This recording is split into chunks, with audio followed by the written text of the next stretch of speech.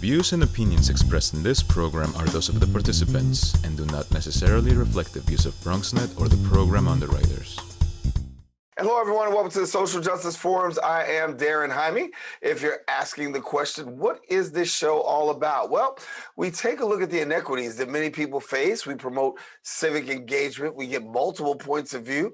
We have some great interviews and some great guests, and we talk about the topics that matter. So we encourage you to stay with us. The Social Justice Forums begins right now.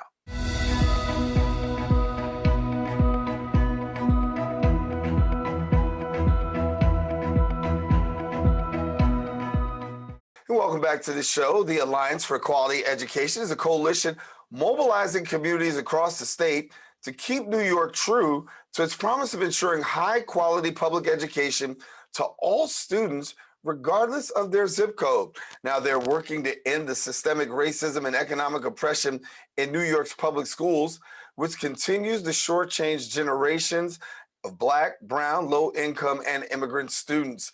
Joining us now is the Advocacy Director at Alliance for Quality Education, Zakiyah Ansari, and we thank you, Zakiyah, for being with us. And I'll ask you as we start off, when we look at the state of childcare in New York State, how do you assess it?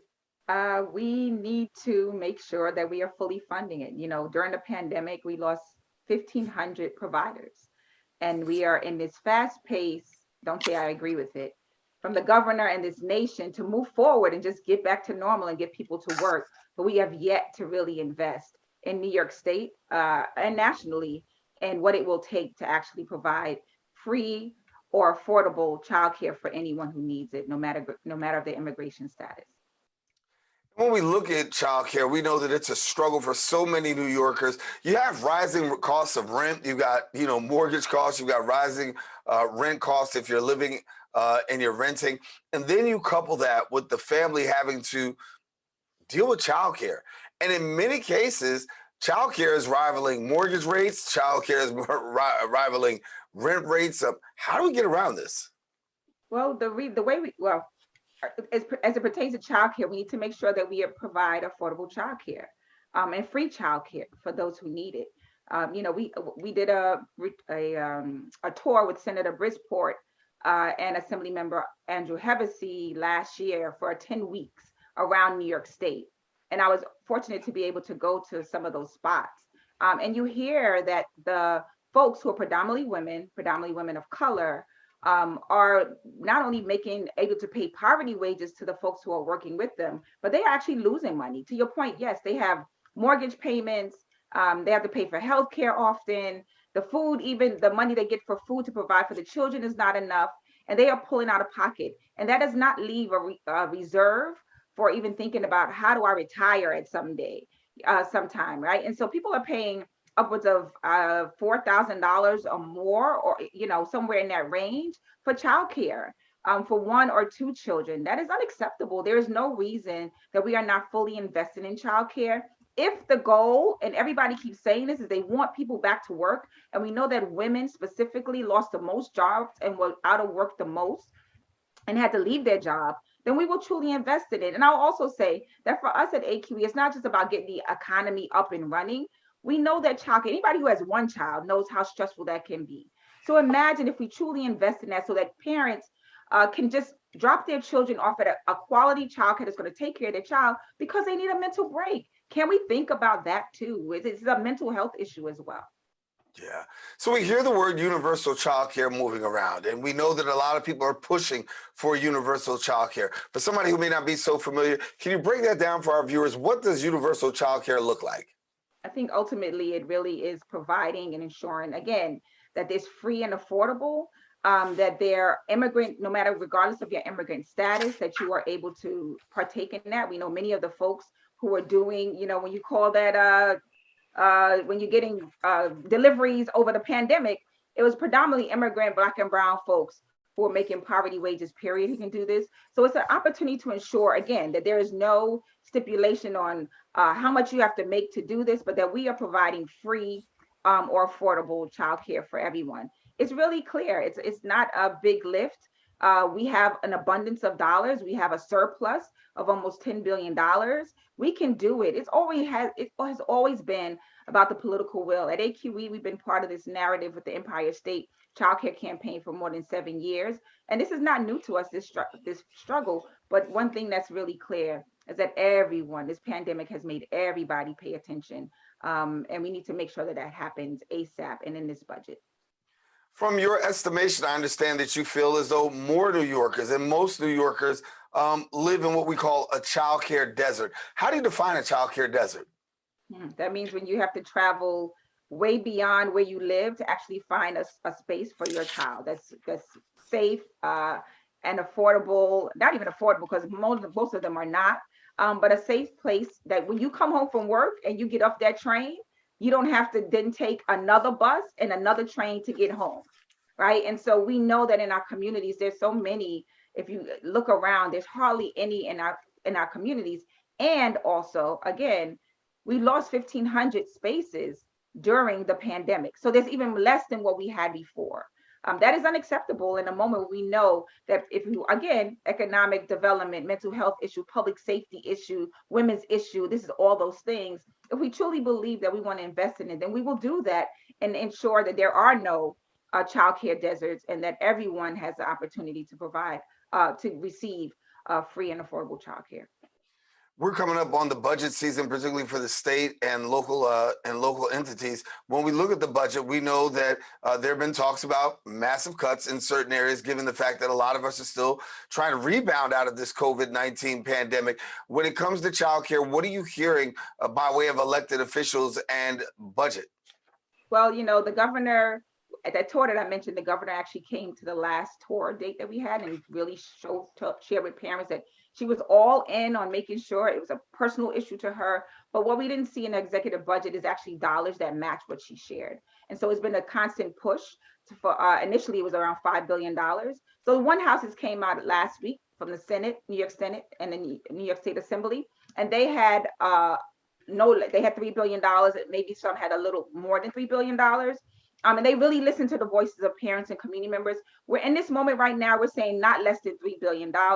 Again, an expansion of access to free or affordable childcare to as many families, including immigrant families, and an investment in the workforce that will return and attract and sustain this vital sector of the economy. That is another important piece that I forgot to talk about, which is that the folks that are doing this work, the early childhood educators who are doing this work are making poverty wages.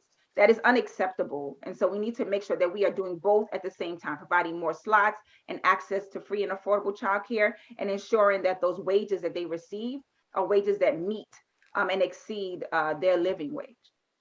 Yeah. And so your work, because you're the Advocacy Director at the Alliance for Quality Education. If you're just joining us, I'm talking to Zakiyah Ansari. And as I said, Advocacy Director for the Alliance of Quality Education. And so give us a little introduction into your organization and the work that you're doing with Boots on the Ground.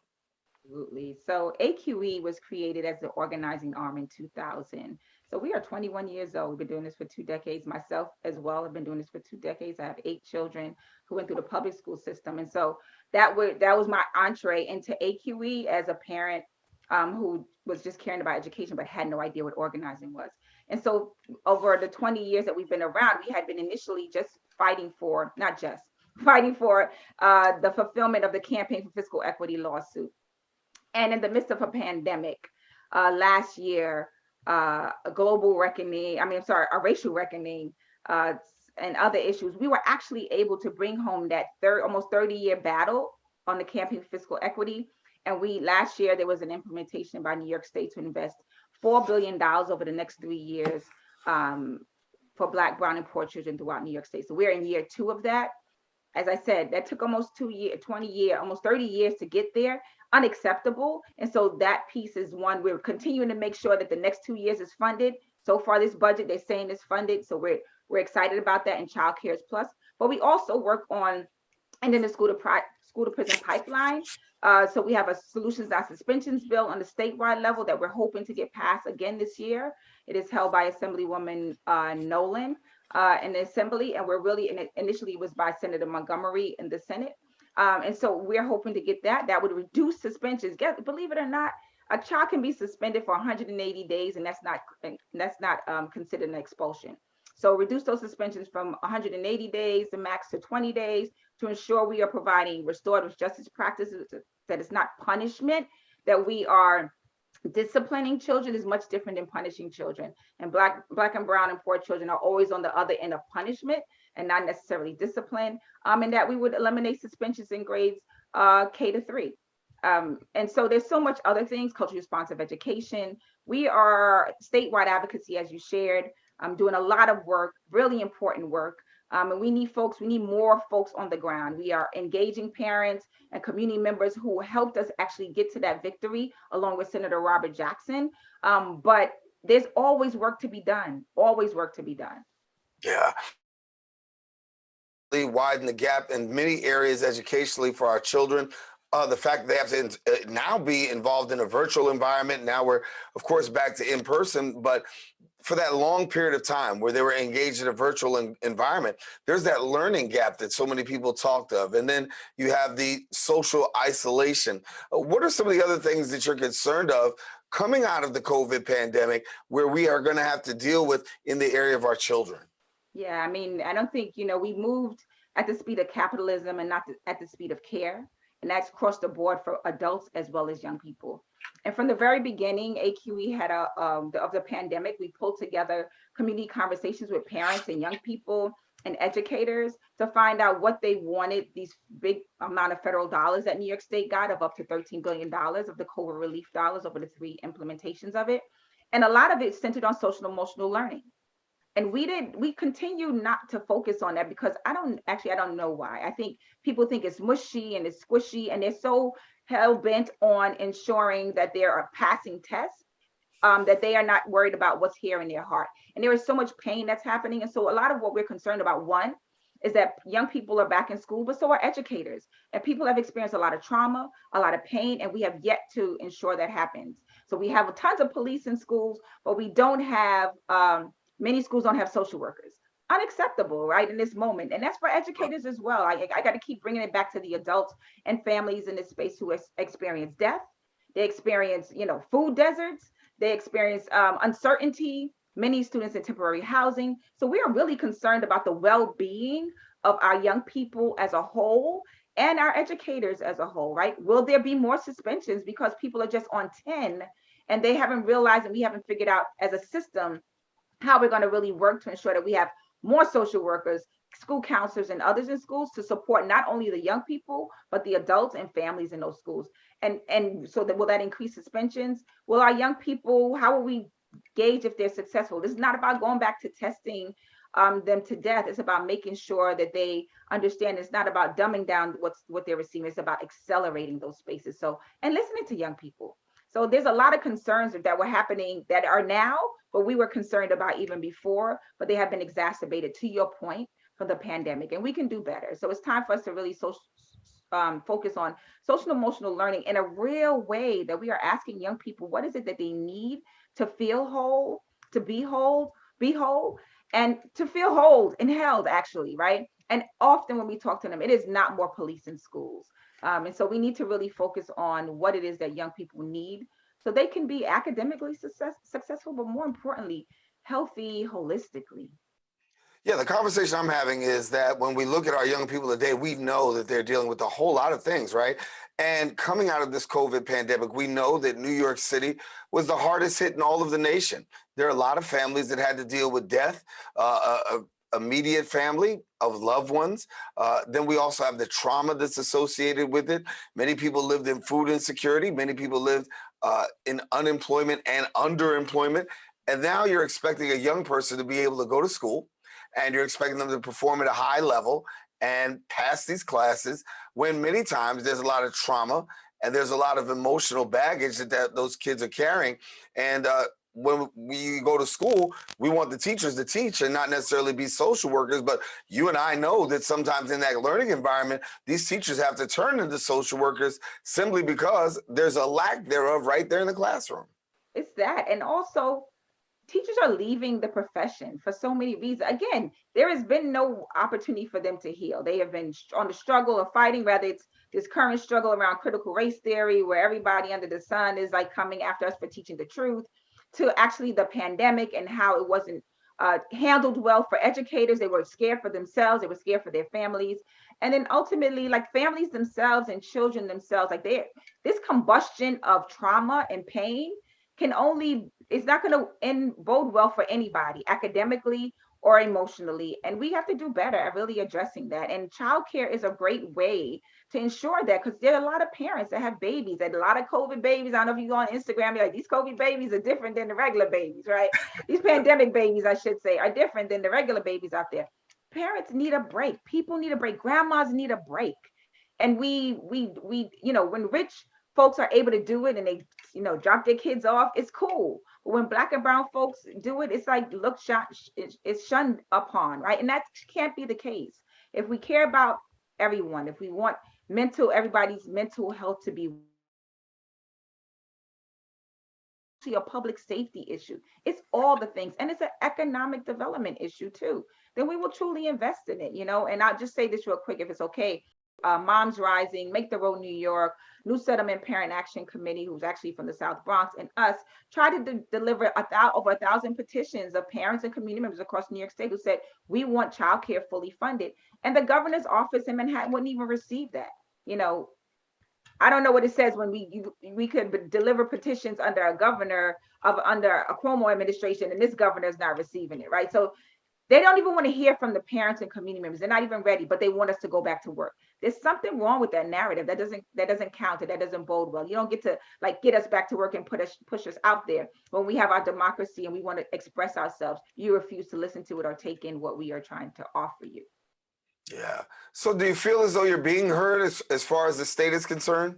Well, from the governor, no, not yet. We don't. I mean, Friday to me was a perfect example. It didn't take a lot to send somebody down from your office to accept petitions from parents and young people who are out there. Parents brought their kids. And we are advocates and we have a voice. And to not send somebody down says a lot, right? It was pieces of paper that wouldn't take you too much time to send somebody from your office, and they refused to do this. So we needed to mail it in. I think from the Assembly and the Senate, we're excited about that, but we also need people to hold the line. We know this is negotiations. Negotiations go down, they don't go up. And what we're saying at AQE is that not a penny less than $3 billion, not only to provide more slots, free and affordable childcare, but also to ensure that those early childhood educators who are doing this work, who are taking care of our most prized possessions, our babies, not only babies, but from 0 to 13, right? Because this money would fund after school as well. And so we really would be honing and really holding our young people at a high standard and high regard, I should say, by really investing not less than $3 billion in childcare. And so we're going to keep fighting to the end. And we need people to hear us. And so we're going to keep, parents have been making phone calls, and we're going to keep doing that and churning that. So Assembly, Senate Speaker, Andrea Stewart-Cousins, Senate Majority Leader, Andrea Stewart-Cousins, Speaker, Assembly Member Hasty, please, you will be the other folks in the room. Please step up and stand up and fight for no less than $3 billion for childcare this year. Yes, we're talking with Zakiyah Ansari, who's the Advocacy Director for the Alliance for Quality Education, letting us know a little bit more about childcare and also some of the great work that they're doing in terms of trying to bring awareness and or bringing some legalized change to some of the issues that have been prevalent in our community. As we wind down our time, I wanted to get an opportunity for you to be able to share with our viewers a little bit more about some of the upcoming initiatives that people could be looking out for coming up in 2022, coming from AQE. Yeah, so it's a few things. The child care piece is ongoing. The reality is once we get something, it doesn't stop there. It's about implementation and accountability.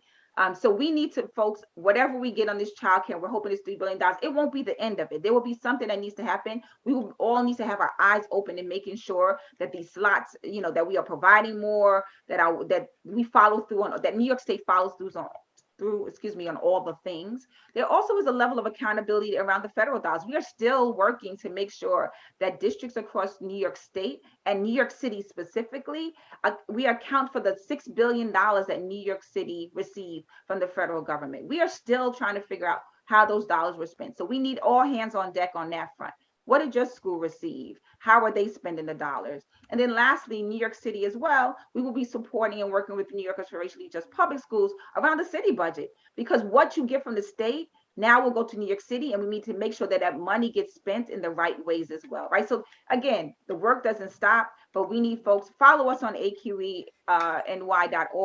There's constantly things that can happen in online actions, et cetera. We are going to have a briefing of where we are right now. So if you go to our website, you can email me as well, Zakiyah@aqeny.org. I can send you that link. We're going to be briefing everyone on where we are in childcare as well. So you can find out what's happening in this moment in real time. So thank you for having us on, Daren. Really appreciate it. No, Zakiyah, I really appreciate you coming and sharing. I think there's some very prevalent issues that we're dealing with, and it's important that New Yorkers take a look, and not only a look, but really be able to lend their voice to when we talk about childcare, when we talk about what's going on with our children in schools. I don't think really, that a lot of times the support that they need. We mean well, but sometimes we just don't know how to do well by giving them our back, by recognizing the trauma and the drama that they've had to deal with. And I often tell people in my circles that many of our kids today have to deal with some things worse than the generations before us. And people say, how can that be? Because, the racial thing is better, the wealth isn't better. Some of the programs that we're dealing with haven't seen improvement in a while. And so thank you for the work that you do in terms of bringing those things to the forefront, letting our viewers know what's needed and how they can actually be a part. Thank you. All righty, Zakiyah. Well, we're going to leave it there. I want you to know that that's Zakiyah Ansari, Advocacy Director for the Alliance for Quality Education. And I want you to stay with us, because guess what? We do have more here on the Social Justice Forums. We're going to take a quick break, and we'll be back with more coming up after this.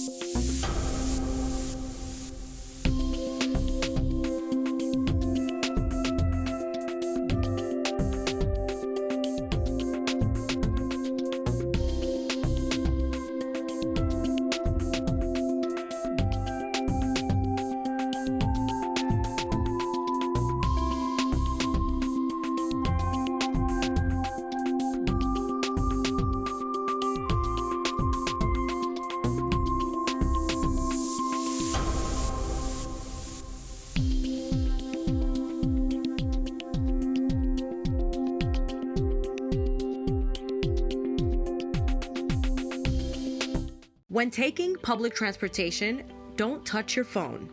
Carry hand sanitizer and use it immediately upon leaving the bus or train. Avoid touching your face. If someone is coughing or sneezing, move away. Wash your hands with soap and water as soon as possible. Limit contact with poles. If possible, avoid rush hour. Don't eat or drink on public transportation. Keep your bag off the floor or other surfaces. Avoid directly touching turnstiles. Stay up to date with the latest from your local health department and CDC.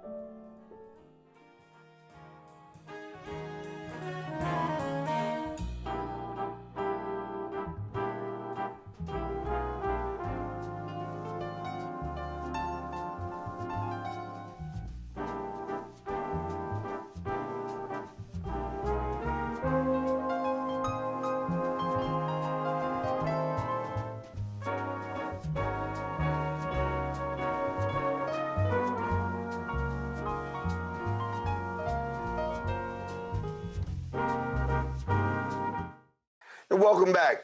Local organizations as well as elected officials gathered for the Bronx Youth Peace Congregation, in which young children and teens expressed their concerns for the increasing crime rate here in the Bronx. Our BronxNet reporter, Skylar Albane, has the story. Our children, they are all our responsibility. The Yemeni Merchant Association organized the Bronx Youth Peace Congregation in Fordham Plaza. Local organizations and elected officials gathered as young children and teens expressed their concern for the increasing crime rate in the Bronx. Are here today to give a platform for our youth in the Bronx to get the opportunity to share and reflect on how they feel about the rise in violence. Throughout the program, the young representatives took turns expressing their worries about the crime they've experienced. From witnessing bullets fly at a party to losing middle school-aged friends, the youth has had enough and are pleading to be heard to ensure their safety. We have to be extremely cautious of what we do, where we're going, stay in groups and stuff like that. And a lot of activities we can't even participate in because of all the violence that's going on in our communities. Bronx District Attorney Darcel Clark was eager to hear the speakers take a stand for themselves, and it allowed her to get a better understanding of what needs to be done to serve the Bronx youth. I want to hear from the kids exactly how it's affecting them, what they need to help them to prevent it from happening to them. Evarista Roman from the Ghetto Brothers urges children and teens to think before they act, because acting on impulse could lead to serious repercussions. A lot of us play with guns and we know the consequences of being in jail for many years, and that's not the way you want to live.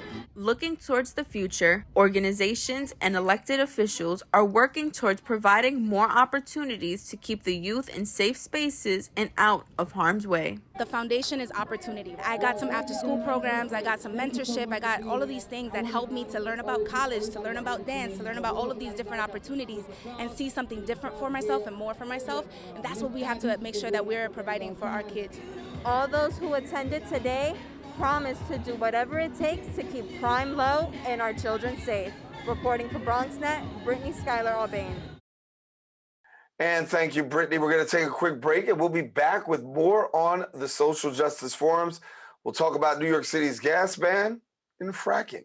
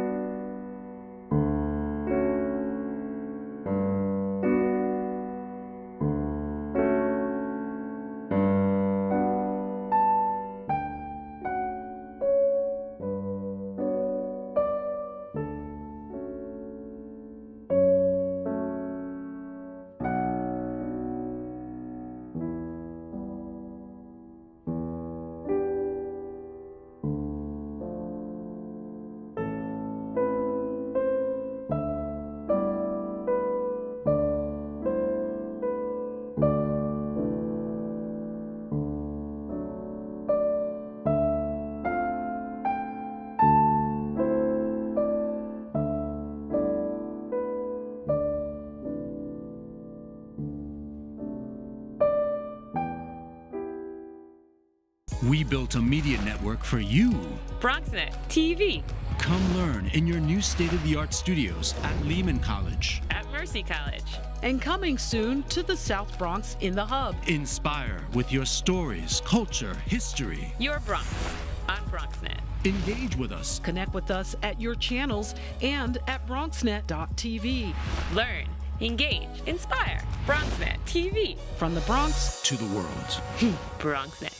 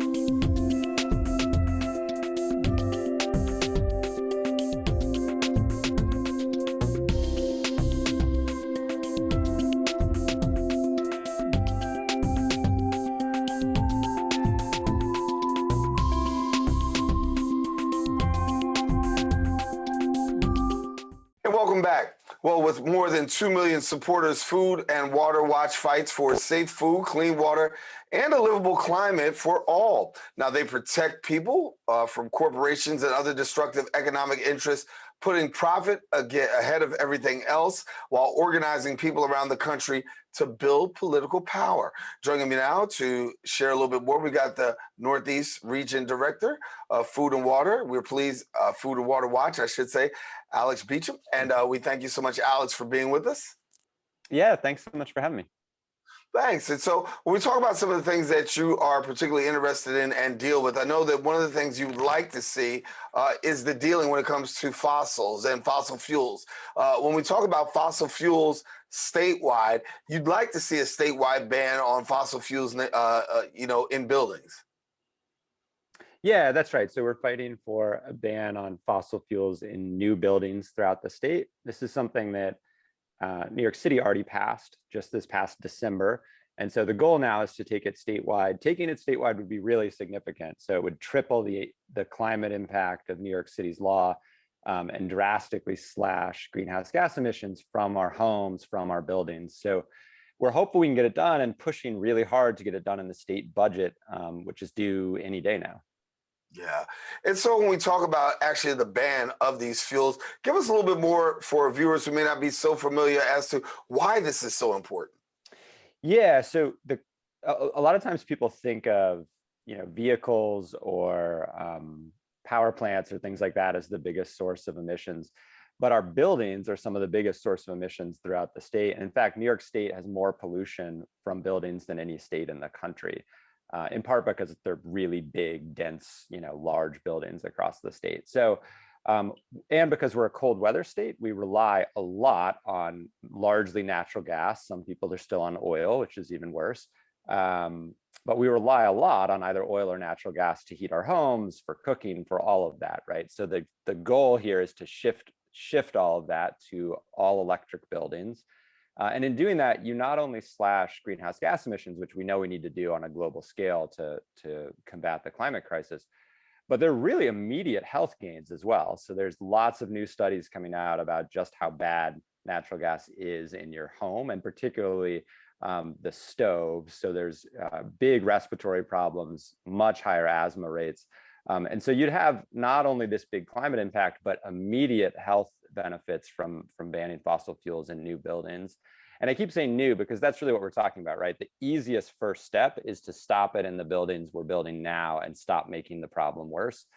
Ultimately, we need to transition all of it, right? But that second piece is harder. At a minimum, we ought to stop making the problem worse. And so that's where the fight is now.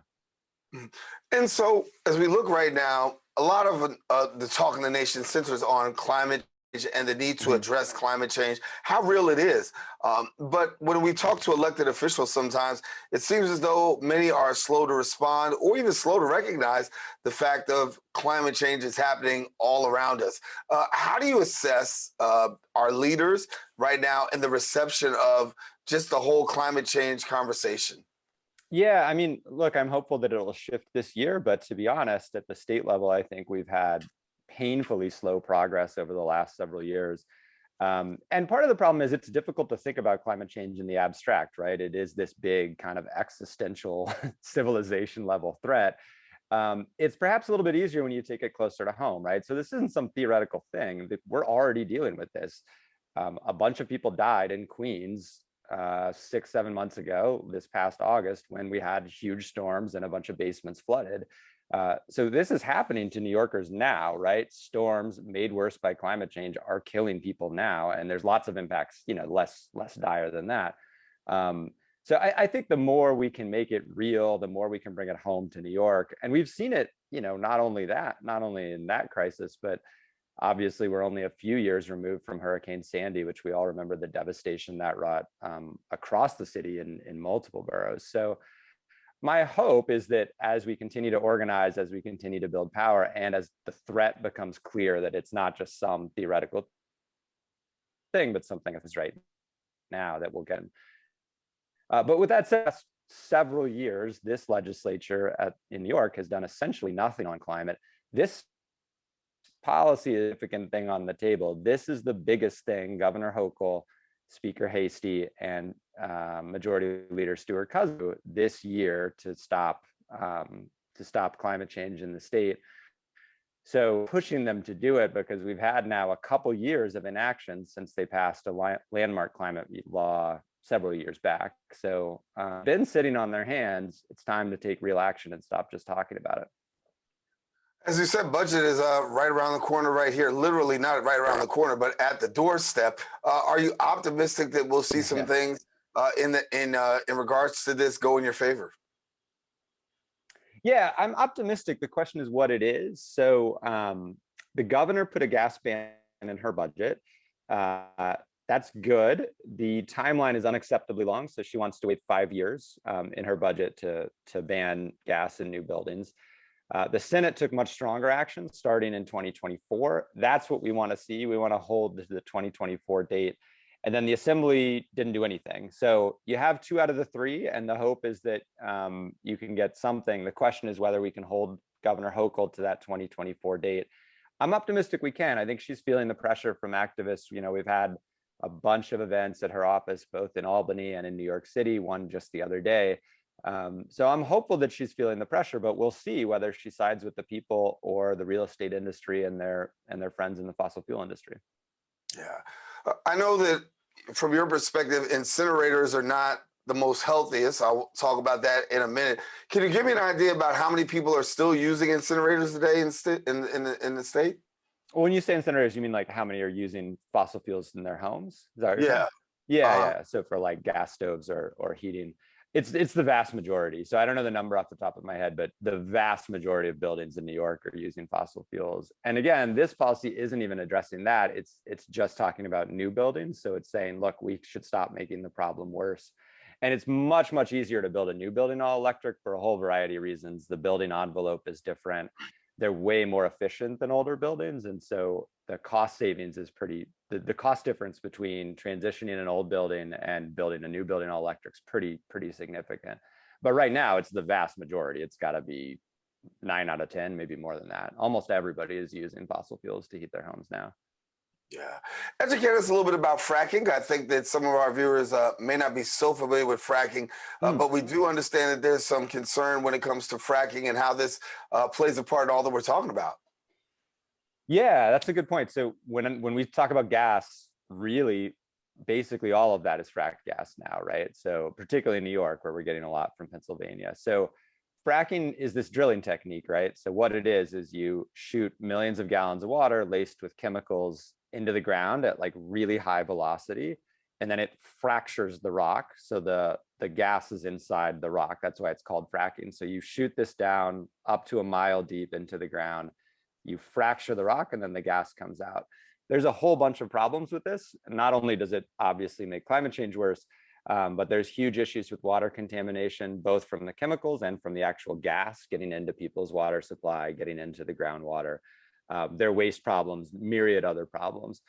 One really exciting thing is that several years ago, following a really enormous grassroots movement that we were proud to be a part of, then Governor Cuomo banned fracking across New York. So we don't do it here, right? We don't allow the extraction in New York State.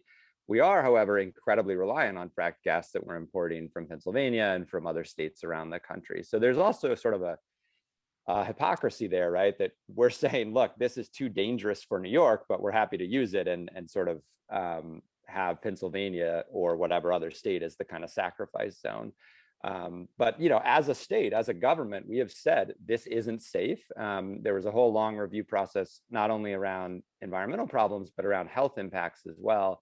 And the result of both of those was this isn't safe. We can't make it safe for the environment. We can't make it safe for people's health. So, you know, if it's not safe in New York, it's not safe next door in Pennsylvania either. But that's what we've done, right? We've become increasingly reliant on Pennsylvania gas over the last several years. Yeah. And so we hear a lot of marketing that's going on out there, and a lot of people are paying attention to some of the marketing and the advertising that's out there. Talk to us about what you're seeing by way of marketing to the average New Yorker and what we should be paying attention to when we see these marketing platforms that are really speaking in favor of. Yeah, it's interesting you say that, because on this effort to ban gas in new buildings, we've seen literally the oil industry, the American Petroleum Institute, who's kind of like the big lobbying arm of, the biggest oil companies in the world, Exxon, Chevron, all of them, sort of UPI, the American is the kind of trade group.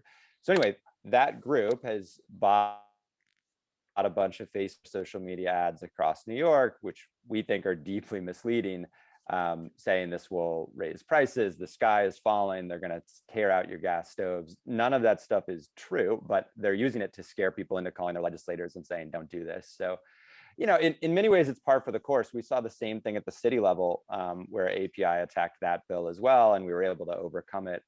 And I think I'm hopeful it'll play out the same way. I mean, at the end of the day, obviously the oil industry has a lot of money, basically unlimited budget. They don't have any people though, right? So the entire fight kind of boils down to like whether our people are more powerful than the other side's money. And I think on this issue, we will be, because we've had a huge outpouring of grassroots support for months now. And that's why we got it in 2 of the 3 House budgets, and hope that we get it all the way through any day now. So we'll see. Yeah, you got corporate money out there, no question about it. Yeah. It's an uphill battle anytime that you're going against corporate money. But I think you spoke a little bit to this, but I'll ask you to elaborate a little bit more, because one thing that is on your side is that grassroots effort. And we do know that grassroots, for those people who don't know, that's word of mouth, right? Word of mouth really can be a great factor in overcoming this. Yeah, absolutely. And on our stuff, there's virtually always opposition from the fossil fuel industry on the other side. And it is a real dichotomy, right? Like there aren't people in the streets saying, let's keep burning fossil fuels, right? Like those people don't exist. That's not a thing. What they have is a lot of money to give to campaign contributions, and then obviously a lot of lobbyists in the halls of Albany, but they don't have any real people out there advocating for change. We do, right? So there's people outside Governor Hochul's office, there's people doing the kind of hard work of calling their elected officials and saying, you need to get on this bill. There's people doing the kind of like grassroots lobby meetings or district meetings in individual assembly members' offices, to Governor Hochul all the way to the top. So that stuff really adds up and really matters, and is a lot of serious hard work by a lot of serious, New Yorkers who are taking time off work to do this stuff. But it works, and that's the way we banned fracking. That's the way we've stopped a bunch of pipelines across the state. And I think that's the way we're going to ban gas in new buildings statewide. Yeah. You were able to see success with former Mayor Bill de Blasio's gas ban on New York City. What do you determine to be the thing that's the delay, if you will, between the city and the state? It seemed to go pretty quicker in the city, but when it comes to the state, a hard push. Yeah, I mean, I guess that's right, that it happened at the city first. It was a fight at the city level too, right? We worked most of last year to make that happen, and effort, I guess is what I'd say. But you're right, at the end of the day, Mayor de Blasio and the city council did the right thing at the very last council meeting of the year. I think there's a number of factors. So one is that a lot of other cities around the country have done this. Obviously, New York City's the biggest because we're the biggest city. And one of the only really cold weather cities where it's a little bit harder to do it. But so that's one factor, right? Is a lot of cities have done it. No state has done this yet. And so I think in some ways it's just sort of an easier lift at the city level. That said, I think New York is poised to be the first state, in large part because we won at the city already, right? So you already have the biggest city in the state, and not quite half the population, but a huge portion of the population under this law. So how hard is it then to just expand it statewide, is kind of the logic. But yeah, and look, if they did it this year, that's still pretty fast, right? Then what's the difference? It's 5-6 months later. That'd be great. And I think it's relatively likely that we make that happen. Yeah. If you're just joining us, I'm pleased to be joined by Alex Beauchamp, who's the Northeast Region Director for Food and Water Watch. Been talking about gas, fracking, what's going on in the city and the state. And Alex, for a few moments, I want to take the opportunity to talk a little bit about Food and Water Watch for many people who may not be so familiar with your organization. Give us a little insight into the work that you do. Yeah. So, we're a national environmental group. We're really focused on organizing, right? So we put most of our resources into organizing at the local level. to build power that we think it takes to overcome opposition about with the oil industry fighting us on this bill. But on our issues, that's kind of always the case, right? So we try to take on big policy matters that are always going to have entrenched opposition on the other side. And so I think the way to overcome that is by organizing locally, by creating grassroots action to overcome the corporate money.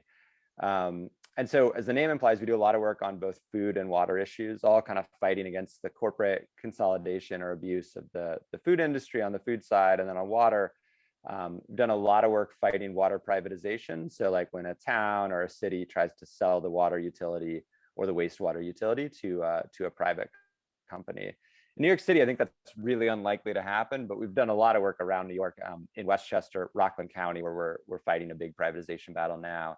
And then Long Island, where we just won a battle to take back the water system from private companies. So that was an extraordinary win and years of work going into it.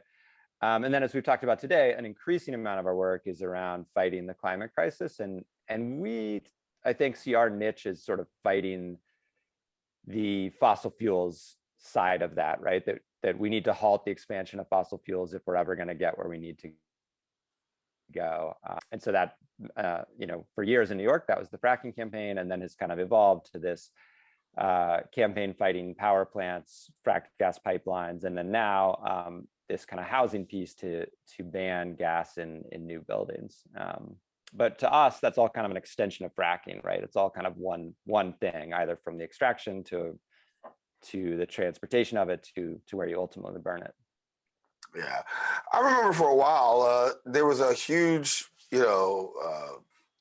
ignorance, if you will, to climate change. I remember Al Gore running and talking about climate change, and a lot of people looking at him with two heads. And since that, a lot has changed. From your perspective, how do you line up with people who are now getting on board with climate change? Because for a lot of people, they caught the bus, but caught it rather late, and some still have yet to get on. Yeah, no, that's true for sure. I mean, I will say, I've done this work, I guess 12 years at Food and Water Watch and some years before that. And the difference is pretty stark, right? I think for years, we almost tried not to lead with climate change. You try to lead with the water impacts or the health impacts of a certain issue. And I think it's important we still do that, right? That pollution doesn't only matter because of climate change. It also affects people's health. It creates respiratory problems. Air pollution is one of the biggest health problems we're facing as a country, and certainly in New York, it's worse than most places. So it's important to do all that stuff. But I will say, I think the ground is shifting a lot. People's eyes don't glaze over when you talk about climate change anymore. People get that it's a real threat, and I think that's a sign of progress. From my perspective, our elected officials have not kept pace with where the public is. I think the public has become increasingly alarmed about this, especially in New York. And we've seen too little.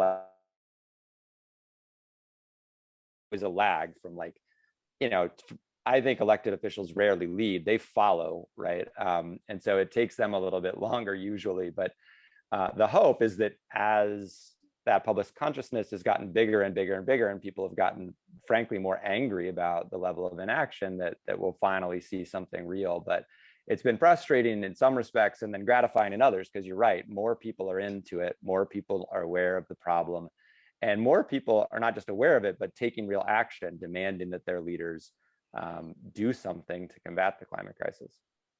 So how do people become more involved? I mean, you've got a great organization where you do some grassroots work and getting people mobilized and organized, but how can we see more involvement from the public in connecting with these initiatives?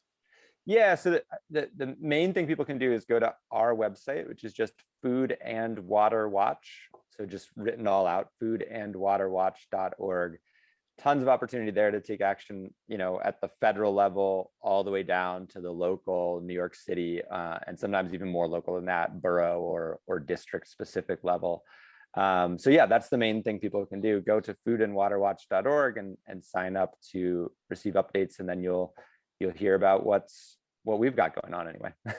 All right. Well, Alex, we're going to leave it there. Alex Beauchamp, who's our Northeast Region Director for Food and Water Watch, joining us here on the Social Justice Forums, talking about fracking, talking about the New York City gas ban, and really a cleaner climate for New York, and not just New York, but these whole United States. Alex, thank you so much for coming and sharing with us here today. Yeah, thanks so much. All righty. Well, listen, want to let everybody know we come to the end of our show today, and definitely hope that you enjoyed this week's discussion on the Social Justice Forums. Now, listen, if you want to watch the cable cast again, you can catch it here on BronxNet TV or our website on BronxNet.org. We invite you to come back next week. We're going to elevate the conversation, talk a little bit more about the issues that matter the most. Don't forget, you can check us out on social media at BronxNet TV. And yeah, I'm Daren Jaime. Thank you for watching. Take care.